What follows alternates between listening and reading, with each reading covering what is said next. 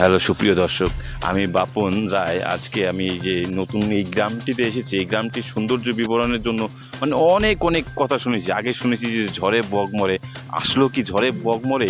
সেই জিনিসটা আজকে কিন্তু এই গ্রামে বিশ্লেষণ করব। এই গ্রাম বাংলার সৌন্দর্য অপূর্ব, এই সব জিনিস। কি হয়েছে দাদা? কি হয়েছে দাদা? একটু সাইডে দেন, একটু বলতেছি, একটু পরে আসেন। তো দেখতে পারতেছেন এই যে গ্রাম বাংলার মানুষজনের ব্যাপার স্যাপার, ঠিক আছে।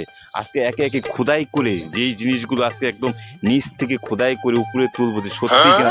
এ ভাইয়া একটু সাইডে যান না, একটু আমি দেখতেছেন যে করতেছে, তো দেখতেছেন যে গ্রাম বাংলার যে সবুজ এই বর্ণনা আমরা সব সময় টাউন এলাকায় থাকি জিনিসটাই। এ ভাই একটু সন্না রে, কতক্ষণ বলতেছি যে করতেছি, একটু পরে হয় না। তো সুপ্রিয় দর্শক, আজকে যে সোনার বাংলায় যে জিনিসটা আপনাদের দেখাবো কিনা, মানে অপরূপ সৌন্দর্য জিনিসটা, মানে যতই বলবো ততই মনে হয় কম হয়ে যাচ্ছে জিনিসটা। এরকম একটা সৌন্দর্যের ব্যাপার আছে না। তো আজকে একের পর এক ঘুরিয়ে দেখাবো অনেক।